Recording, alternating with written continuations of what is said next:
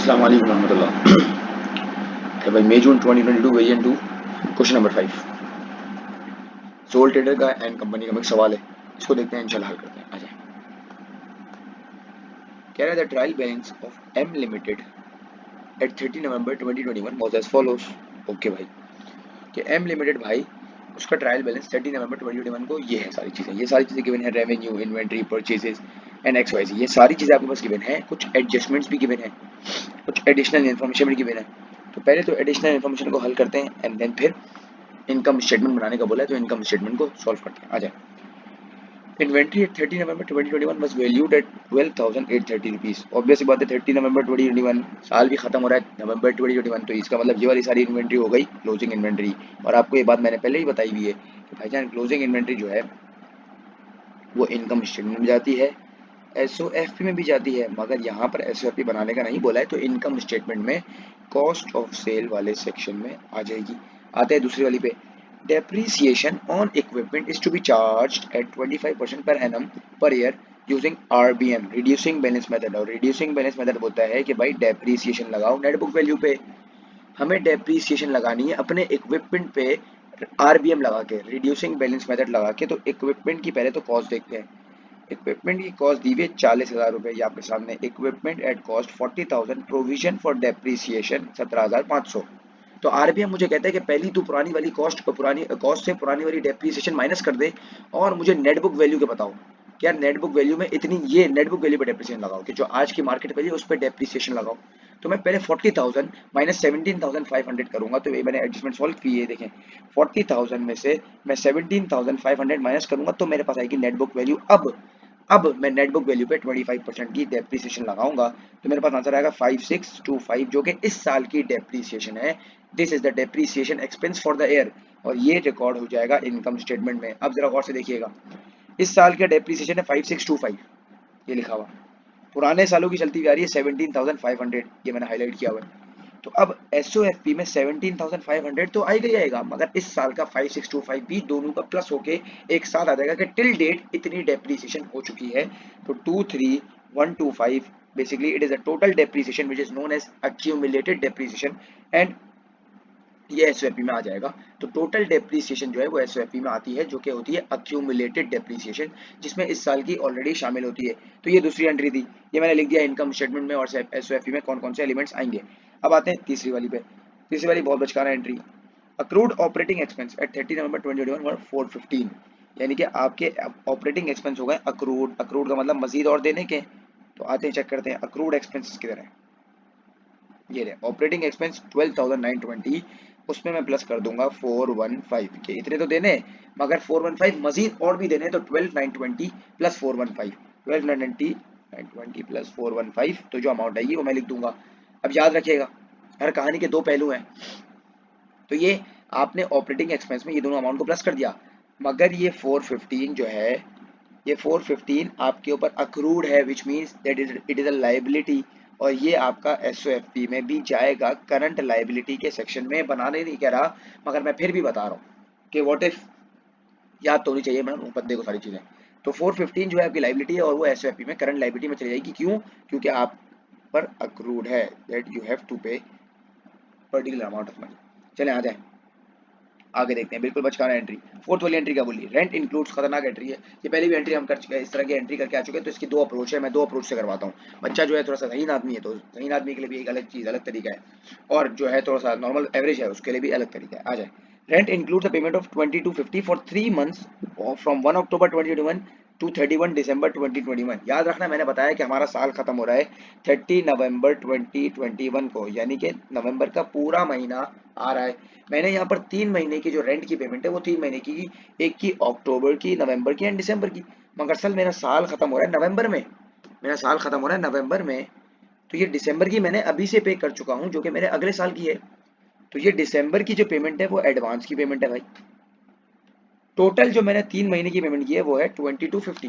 तो 2250 टोटल 3 महीनों की है, तो इसको डिवाइड बाई 3 करूंगा तो मेरे पास एक महीने की आएगी 750, यानी कि 750 जो है वो मैंने पढ़ दी है, एडवांस पेमेंट अभी से कर दी है।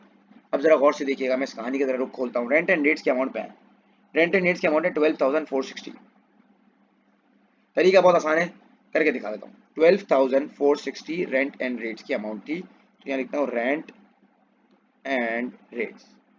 इसमें से मैं अलग कर देता हूँ 2250। बता रहा हूँ क्यों अलग किया। 12,460 माइनस 2250, 10210। अब जरा गौर से देखिएगा, आपसे देखते हैं। रेंट इंक्लूड्स अ पेमेंट, कि इस रेंट एंड रेट्स के अंदर एक ऐसी पेमेंट है जो 2250 की है, जिसमें से 3 महीने की मैंने पे कर दी है, अक्टूबर, नवंबर और दिसंबर। मगर मुझे अपने सालों में तो नवंबर तक की लिखनी है, तो ये दिसंबर वाली जो है वो एडवांस पेमेंट है, और एडवांस है 750। थोड़ा लंबा चल रहा है मगर कॉन्सेप्ट क्लियर होगा, गौर से सुनिएगा। 750, आप सोच रहे हैं सर ये लंबी कर रहे हैं, बेटा कॉन्सेप्ट सिखा रहा हूँ। 750। अब आते, अब मैं ये भी कर सकता हूँ सर, एक काम करूँ, ये 12,460 की टोटल अमाउंट है, इसमें से बस 750 माइनस कर दूं, तो 12,460 माइनस 750, 12,460 माइनस 750 जो कि एडवांस है, ये आ जाएगा 11,710।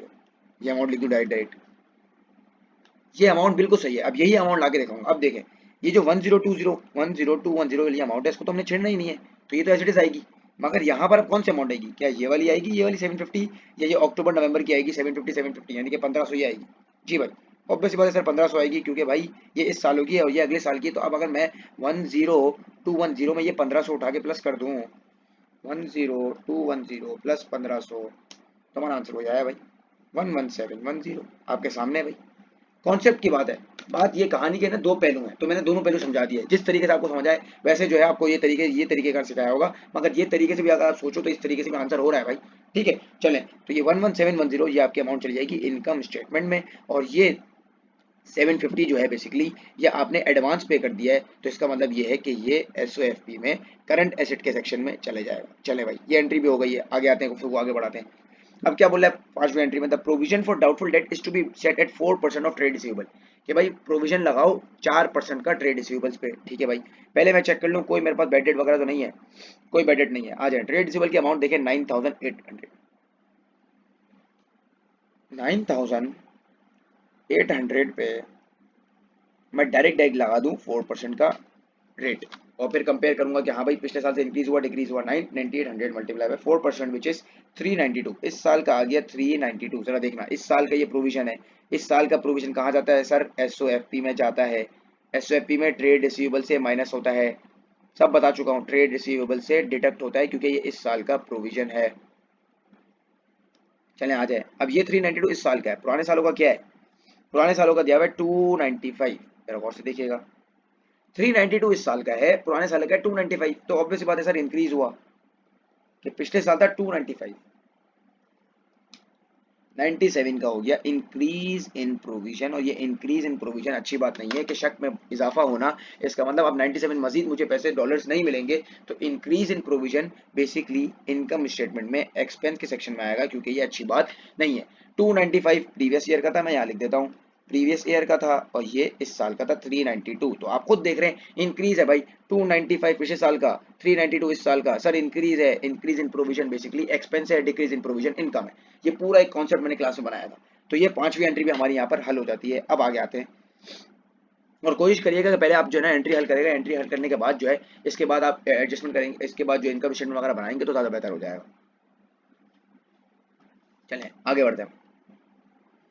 अब आगे क्या बोल रहा है भाई, सिक्स एंट्री बोल दिए, नो डिविडेंड्स फॉर आउटस्टैंडिंग, कोई डिविडेंड आउटस्टैंडिंग नहीं था एट 30 नवंबर 21, कोई आउटस्टैंडिंग नहीं था, तो यानी कि इसकी कोई वर्किंग तो नहीं है, कोई चीज़ आउटस्टैंडिंग नहीं थी, कोई भी आपको देना वगैरह नहीं था। अब आते हैं आगे सेवेंथ वाली एंट्री पे, 1000 is to be transfer to the general reserve at 30 November 2021, यानी कि आप अपने रिटेन अर्निंग से, मैंने बताया था अभी अभी हमने लास्ट कंपनी पढ़ा है, तो हम जो है बेसिकली क्या करेंगे, हम जर्नल रिजर्व में ट्रांसफर कर देंगे अमाउंट। और ये सारी चीज़ें जो कहाँ जाती हैं भाई, ये जर्नल रिजर्व वाली बात है, ये इक्विटी की जो चेंजेस होती हैं ये सारी जाती है हमारी एक स्टेटमेंट होती है जिसका नाम है सोशी। सोशी वाली बाजी में सारी ये चीज़ें चली जाएंगी। ठीक है भाई, मैंने याद करवाया था। तो सोशी वाली चीज़ों में ये जर्नल रिजर्व वाली बातें इनकम स्टेटमेंट तो आती ही नहीं है, तो ये सोशी में चली जाएंगी। सोसाई पढ़ दो, सोशी पढ़ दो, कुछ भी पढ़ दो, हम इस तरह पढ़ेंगे, कुछ बिगाड़ नहीं सकते आप। चाहिए, तो ये है सोशी, सोशी नहीं सोशी। आ जाए, अब ये हमने सारी एडजस्टमेंट कर ली है। अब आते हैं इनकम स्टेटमेंट को फिलअप करते हैं, देखते हैं क्या सीन है। आ जाए, इनकम स्टेटमेंट सबसे पहली चीज़ रेवेन्यू देख ले भाई, रेवेन्यू है 203,600, कोई रेवेन्यू रिटर्न नहीं है 203,600। आ जाए भाई, revenue 203,600 less cost of sale, एक ही पेन से कर देता हूँ, less cost of sales.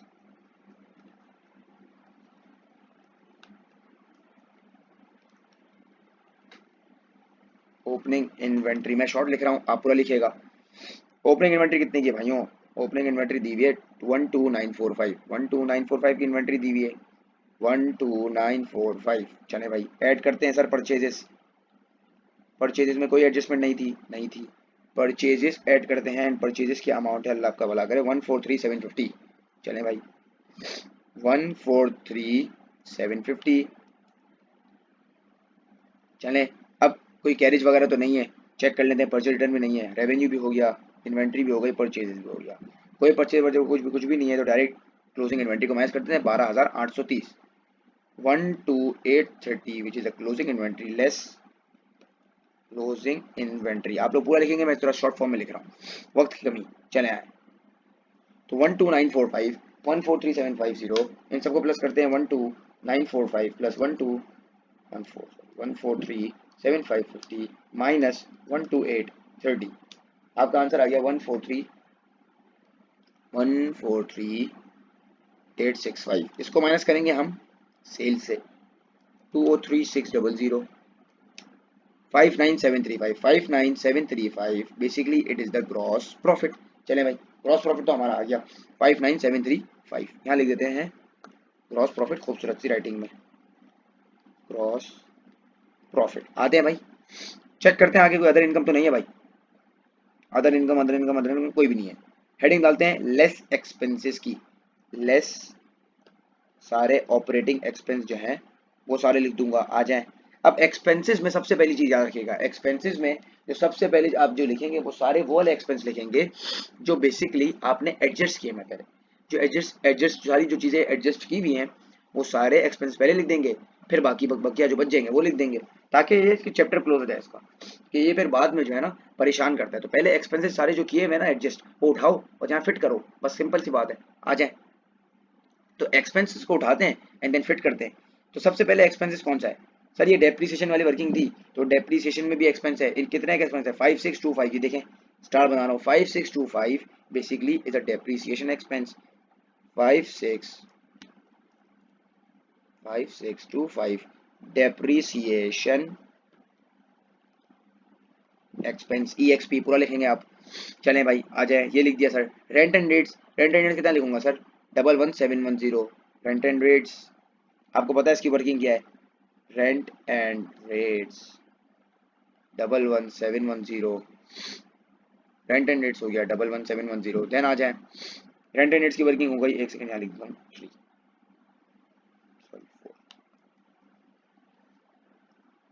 The provision वाली वर्किंग है, इंक्रीज इन प्रोविजन 97 का, 97 का इंक्रीज इन प्रोविजन।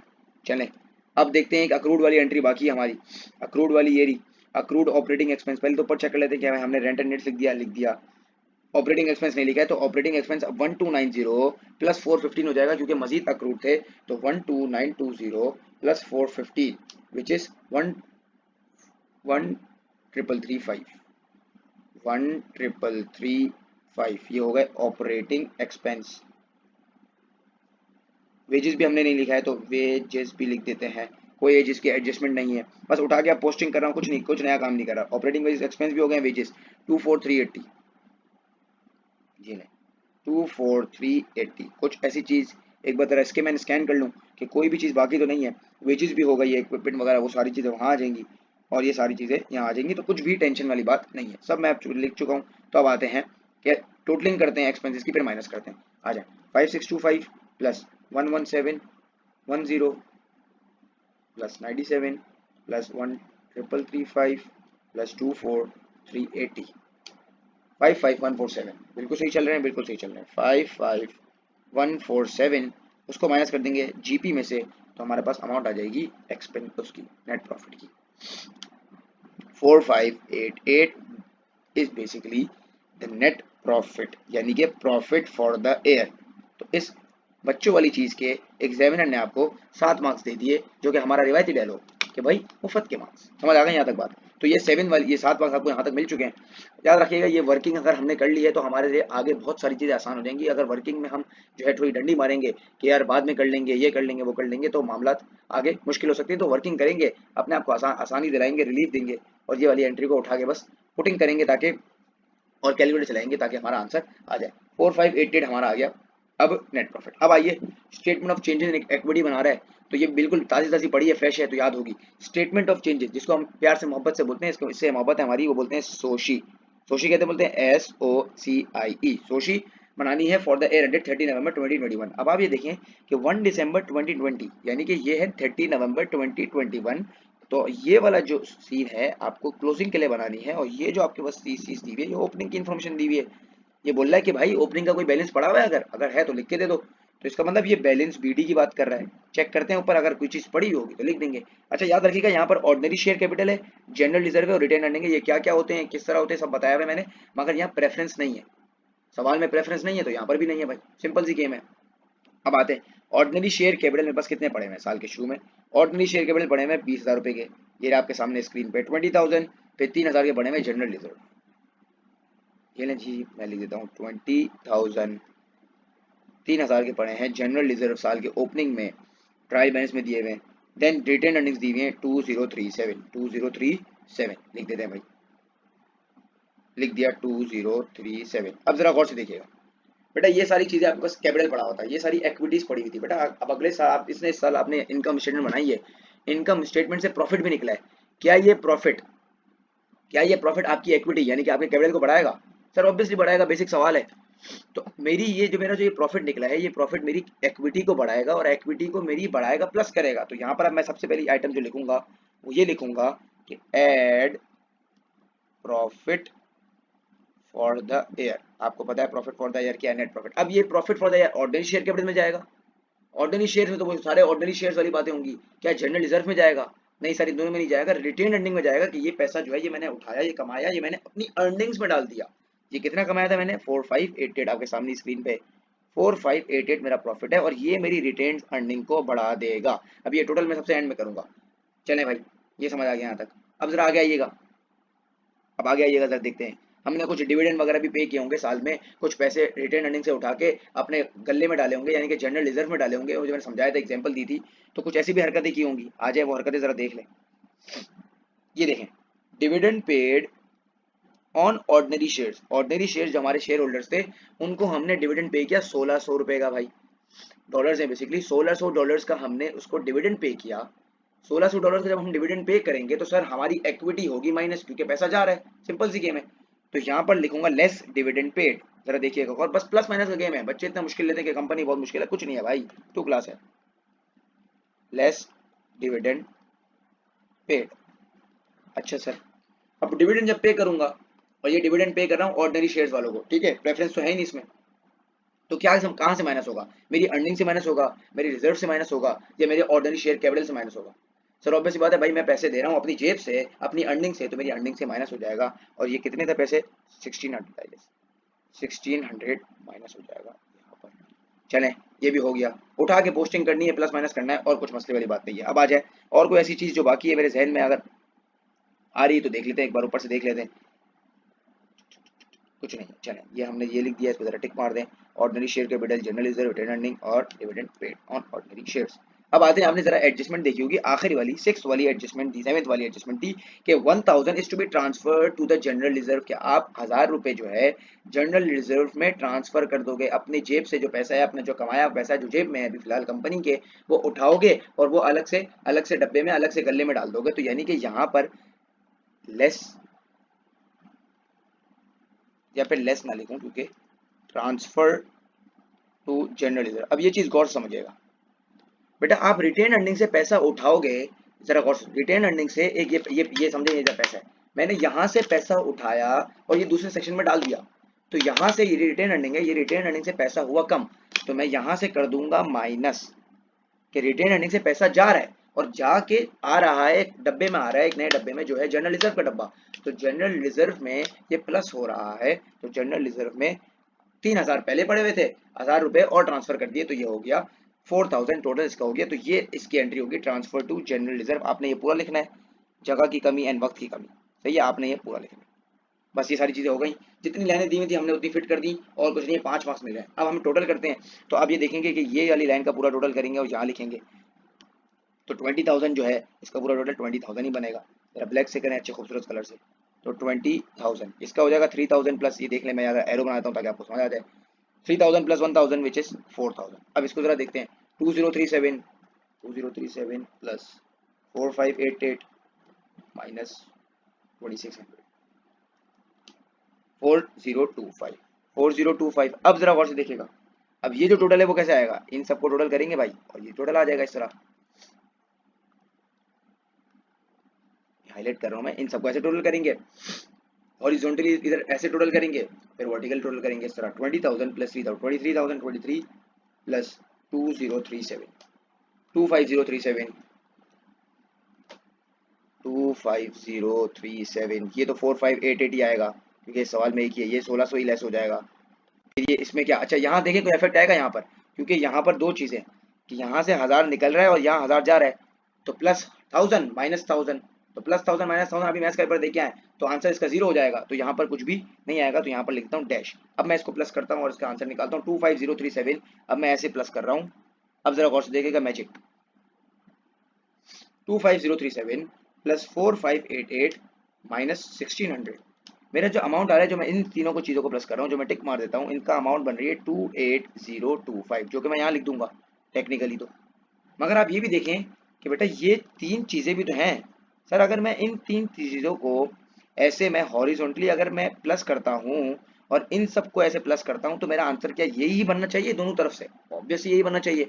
तो आगे चेक कर लेता हूँ कि मेरा यहाँ वर्टिकली, ये जो वर्टिकली है 25037 4588 1600, इसमें आंसर बन रहा है 28025, ये मैं हाईलाइट कर देता हूँ। क्या यहाँ से भी ये बन रहा है, चेक कर लेते हैं, वैसे तो बन रहा है 24,000 प्लस 4025 विच इज 28025, तो 28025 इज द टोटल। अब ये 28025 आप इस तरीके से यूं कर लो, यूं कर लो, कोई मसले वाली बात नहीं, दोनों से प्रूफ हो रहा है, तो आपको 5 मार्क्स वापसी मुफ्त के मिल चुके हैं। तो ये था statement of changes in equity, बिल्कुल बचकानी चीज जो बड़ी लगने से सुनने से बड़ा मुश्किल लगता है कि यार कंपनी कंपनी बहुत है, पर बिल्कुल बेसिक सीन है, प्लस माइनस का गेम इधर लगाना है, बेसिक बेसिक फॉर्मूलाज है, बेसिकली फंड है, सिंपल, और कुछ गेम नहीं। तो अब आते हैं आगे सवाल पे, वैसे ही 20 मिनट का सवाल हो गया, जल्दी जल्दी करते हैं, आ जाए। तो कैलकुलेट द लिक्विड रेशो, चले भाई रेशो का सवाल आ गया, liquid ratio of M limited at 30 November 2021, चले भाई कोई मसले वाली बात नहीं। लिक्विड रेशो का तो सुना मैं acid test ratio, acid test ratio का फॉर्मूला क्या है भाई, इसमें फॉर्मूला ये है कि current asset minus closing inventory upon current liabilities, यानी कि सारे करंट एसेट में से इन्वेंट्रीज को हटा दो, इन्वेंट्रीज को हटा के जितने भी एसेट्स हैं वो सारे यहाँ पर आप लिख दोगे, बाकी नीचे करंट लाइबिलिटीज लिखेंगे। आ जाए करंट एसेट को जॉट डाउन करता हूँ। सबसे पहली चीज करंट एसेट में क्या क्या चीज आती है, पहले तो मैं ये फिगर आउट करता हूँ, जल्दी जल्दी करेंगे, जरा टाइम बहुत एक्सीड हो गया। ट्रेड रिसीवेबल, ट्रेड रिसीवेबल भाई आपको दिए हुए 9,800 रुपीज के, मैं यहाँ लाता हूँ स्टार्ट, ट्रेड रिसीवेबल दिए हुए 9,800 रुपीज के। सर ये बैंक, ये एक बैंक भी करंट एसेट है। सर ये ट्रेड पेबल, ये है करंट लाइबिलिटी, इसको यहाँ लिखता हूँ CL। सर ये प्रोविजन फॉर रिकवरी, इसके बाद में देता हूँ, ये सारे अपने जो है ये वाले जो है ये नॉन करंट एसेट है। अब याद रखिएगा बहुत गौर से, ट्रेड रिसीवेबल जो है वो है 9800 के, 9800 के ट्रेड रिसीवेबल्स हैं इस साल के। मुझे बताओ क्या इस साल का कुछ प्रोविजन भी निकला है? जी सर निकला है, हमने वर्किंग की थी। 9800 में से जो इस साल का प्रोविजन है वो है 392, ये देखें 392 इस साल का प्रोविजन निकला है। तो यानी कि मैं डायरेक्ट 98 नहीं लगाऊंगा, 9800 में से मैं 392 को माइनस करूंगा, तो मैं वहां पर सारी चीजें लिखूंगा, 9800 माइनस 392, तो ये आ जाएगी ट्रेड रिसीवेबल की अमाउंट। फिर कुछ बैंक की अमाउंट भी है, तो बैंक की अमाउंट जो है वो है 162, और बैंक में कोई एडजस्टमेंट नहीं थी, तो 162 उठा के करंट एसेट में प्लस कर दूंगा 162, ये ले 162 लिख दिया।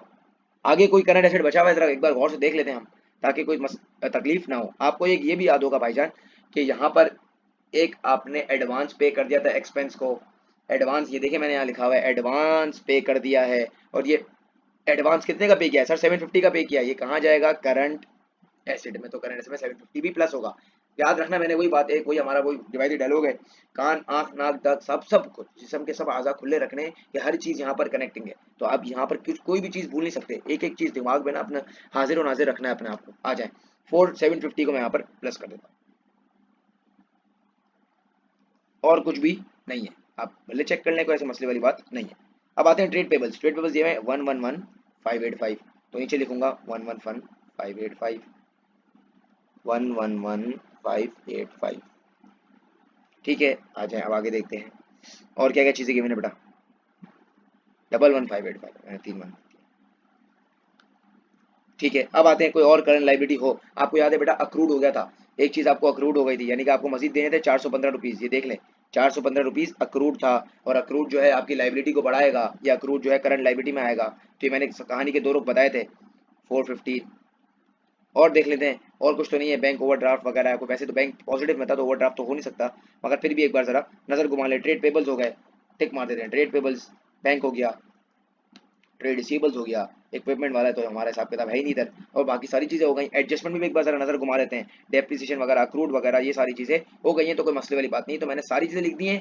करंट याद रखना ये एसिड टेस्ट रेशो है, जिसमें आपको क्लोजिंग इन्वेंट्री माइनस करके हटा के लिखनी होती है। अब आ जाए डायरेक्ट, इसका टोटल जो है आंसर, इसका टोटल आ रहा है 9800, 9800 माइनस 392 प्लस 162 प्लस 750, 10320, जल्दी 10320 divided by 11585 plus 450, 12,000। 10320 divided by answer 0.86:2 बताया था। हमेशा इस टू 1 में आंसर देते हैं। 3 मार्क्स इसके भी मिल गए, 2 मार्क्स वर्किंग के, 1 मार्क्स आंसर का। 0.86:1, this is the final answer of liquid ratio. अब आते हैं थ्योरी वाला सवाल बाकी है, जरा गौर से देखिएगा। थ्योरी वाला सवाल बड़ा मजे वाला सवाल लिखा है मैंने। आ जाए सवाल आपकी स्क्रीन पे, चलें चलिए इसे एक बार इसको रिव्यू करते हैं एंड सवाल को खत्म करते हैं। सवाल कह रहा था managing director Emily plans to buy a new equipment. कह रही है भाई एक इक्विपमेंट खरीदते हैं ना यहाँ, और just to improve the profitability of the company. के इक्विपमेंट खरीदते हैं और इक्विपमेंट से फिर पैसा छापते हैं। तो शी इज कंसिडरिंग ये दो चीजें कंसिडर कर रही है कि यार दो ऑप्शन हम कर सकते हैं। Whether to fund the equipment by issuing further ordinary shares, कि भाई वापसी मार्केट में शेयर्स के टुकड़े बांटते हैं, बोले जाओ शेयर्स खरीद लो, या फिर बैंक से उधार ले लें, बैंक ओवरड्राफ्ट कर लें। तो इसके पास दो ऑप्शन है, या तो भाई मार्केट में शेयर्स ले ले, शेयर्स जब लोग खरीदेंगे तो पैसा जनरेट होगा, जब पैसा जनरेट होगा तो पैसा उसके पास आ जाएगा और वो पैसे में से इक्विपमेंट खरीद सकती है। On the other hand the second option that she has, that she could take the bank overdraft, basically bank से लोन ले ले, बैंक को नेगेटिव में कर दे। तो अब यहाँ पर आपको ये एडवाइस करना है एमिली को कि whether to fund the purchase, के भाई या तो वो फर्दर ऑर्डनरी शेयर्स इशू करे या फिर बैंक ओवरड्राफ्ट ले ले। तो आपको यहाँ पर फायदे नुकसान दोनों लिखने हैं। तो ऑर्डिनरी शेयर्स के कुछ फायदे होंगे, कुछ नुकसान भी होंगे। तो ऑब्वियस सी बात है भाई, याद रखना ऑर्डिनरी शेयर्स का सबसे बड़ा फायदा क्या है भाई, ऑर्डिनरी शेयर्स है, लाइबिलिटी थोड़ी है, पे तो करना नहीं पड़ेगा सर। तो ऑर्डिनरी शेयर्स मार्केट में बांटूं, पैसे आ जाएंगे, इसकी कोई रीपेमेंट नहीं है। एक और चीज यहाँ पर आपको मैं देता हूँ लिमिटेशन। रीपेमेंट सर आप कह रहे हैं रीपेमेंट तो नहीं है, मगर भाईजान डिविडेंड भी तो मांगेंगे ना लड़के लोग।